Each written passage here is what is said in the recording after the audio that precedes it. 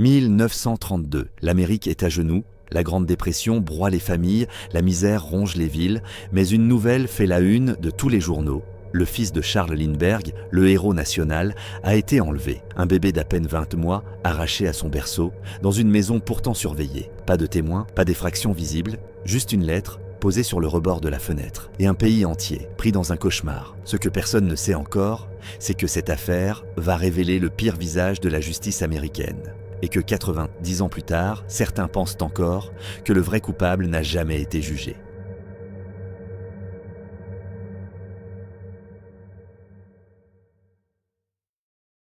La maison Lindbergh, c'est un manoir tout neuf, en pleine forêt. Une construction en pierre, isolée, paisible. Ce soir-là, la nourrice, Betty Gow, prépare Charles Jr. pour la nuit. Il est 20 h. Il est déjà couché dans son petit lit. Les parents, Charles et Anne Lindbergh, dînent à l'étage. Rien ne semble suspect. Jusqu'à 22 h, Betty remonte voir le bébé. Mais le lit est vide, les couvertures n'en sont froissées. Et sur le rebord de la fenêtre, un morceau de papier plié.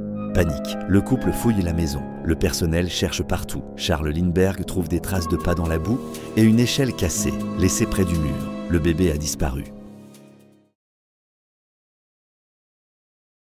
5 ans plus tôt, Charles Lindbergh est un dieu vivant. En 1927, il devient le premier homme à traverser l'Atlantique en avion, seul, de New York à Paris. Une prouesse technique et humaine. Il incarne l'espoir, la modernité, la fierté américaine. Marié à Anne Morrow, il vit loin de l'agitation médiatique. Leur bébé, Charles Jr., est né en juin 1930. Mais cette célébrité va jouer contre lui. La presse se rue sur l'affaire. Des foules bloquent la propriété. Tout le pays pleure ce bébé qu'il ne connaît pas. Et ce que trouve la police dans la lettre va transformer ce drame en énigme nationale. La lettre posée sur le rebord de la fenêtre contient 14 lignes, écrites en anglais approximatif. Les lettres sont irrégulières, certains mots sont mal orthographiés. L'auteur exige 50 000 $ et donne peu d'instructions. Elle est signée d'un symbole étrange. 2 cercles croisés, entourés de 3 trous. Ce symbole deviendra la marque de fabrique des ravisseurs. D'autres lettres suivront, avec les mêmes signes. Pas de nom, pas de revendication idéologique, juste une négociation froide. Lindbergh décide de coopérer. Il ne veut pas alerter davantage les ravisseurs. Il contacte un médiateur, le professeur John Condon, surnommé Jafsi, qui se porte volontaire pour jouer l'intermédiaire. Mais plus les jours passent, plus l'espoir s'effondre. Le bébé reste introuvable et le mystère s'épaissit. Dans les heures qui suivent la découverte de l'enlèvement, la maison des Lindbergh devient un véritable champ de foire. Policiers, journalistes, voisins, curieux, des dizaines de personnes arpentent la propriété, piétinent les preuves, manipulent les objets. Les enquêteurs n'ont pas encore de protocole clair et la scène du crime est rapidement contaminée. Charles Lindbergh, en panique, prend le contrôle de l'enquête. Il fait installer des lignes téléphoniques spéciales, engage des détectives privés et refuse parfois la collaboration avec les autorités. Il est persuadé que l'enfant est encore en vie et que le silence est la meilleure option. Pendant ce temps, la presse amplifie le chaos. Les journaux publient des spéculations, offrent des récompenses et accusent à tort certains employés de la maison. Les autorités, dépassées, acceptent l'aide de John F. Condon, un professeur à la retraite qui s'autoproclame négociateur. Condon, alias Jafsi, reçoit des instructions des ravisseurs par courrier. Il correspond avec eux pendant plusieurs semaines. Finalement, un rendez-vous est fixé dans un cimetière du Bronx.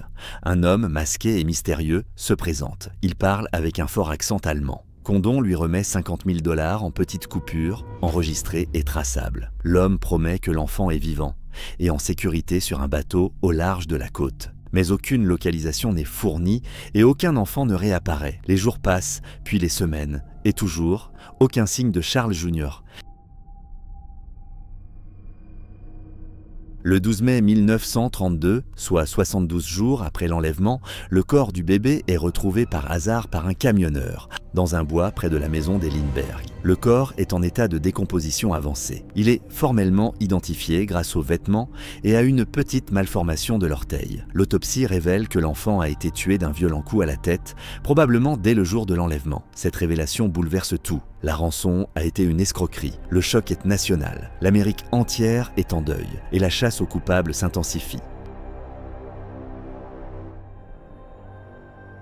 Pendant 2 ans, l'enquête continue sans aboutir, jusqu'à ce qu'un employé de station-service note le numéro d'immatriculation d'un client payant avec un billet marqué. Ce billet provient de la rançon. La voiture appartient à Bruno Richard Hauptmann, un charpentier d'origine allemande vivant à New York. Chez lui, la police découvre plus de 14 000 $ de billets liés à la rançon.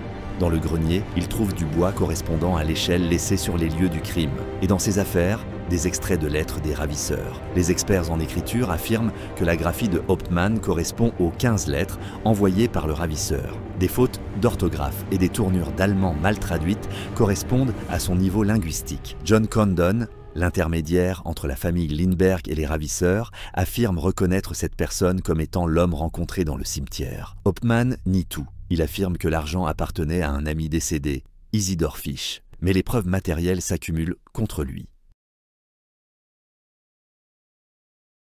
Le procès de Bruno Hauptmann débute en janvier 1935 dans le New Jersey. La salle d'audience est pleine à craquer, des journalistes du monde entier couvrent l'événement. Les témoignages se succèdent, les preuves matérielles accablent l'accusé. Les billets de rançon, l'échelle, les lettres, son accent allemand. La défense tente de démontrer qu'il a été piégé. Aucun témoin ne l'a vu près de Hopewell le soir du crime. Aucune empreinte de lui n'a été retrouvée sur la lettre ou sur l'échelle. Mais la pression médiatique, les failles dans la défense et la colère populaire orientent le jury. Le verdict tombe. Hauptmann est reconnu coupable. Il était condamné à mort par chaise électrique. Ses appels sont rejetés. Jusqu'à la fin, il clame son innocence. Il est exécuté le 3 avril 1936 à la prison d'État de Trenton. Malgré la condamnation de Hauptmann, de nombreuses zones d'ombre subsistent. L'absence de preuves directes liant Hauptmann à la scène du crime intrigue.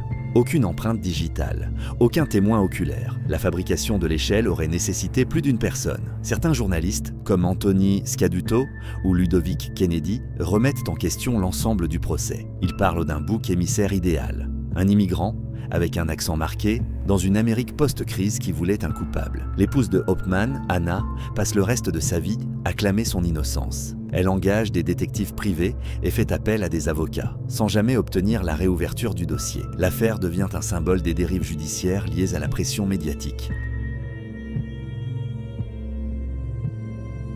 La mort de Charles Jr. a un impact direct sur la loi américaine. En 1932, le Congrès adopte une loi connue sous le nom de Lindbergh Law, rendant l'enlèvement d'enfants un crime fédéral, punissable par la peine de mort. L'affaire modifie aussi profondément la façon dont la police traite les scènes de crime. Elle marque le début de la standardisation des procédures d'investigation.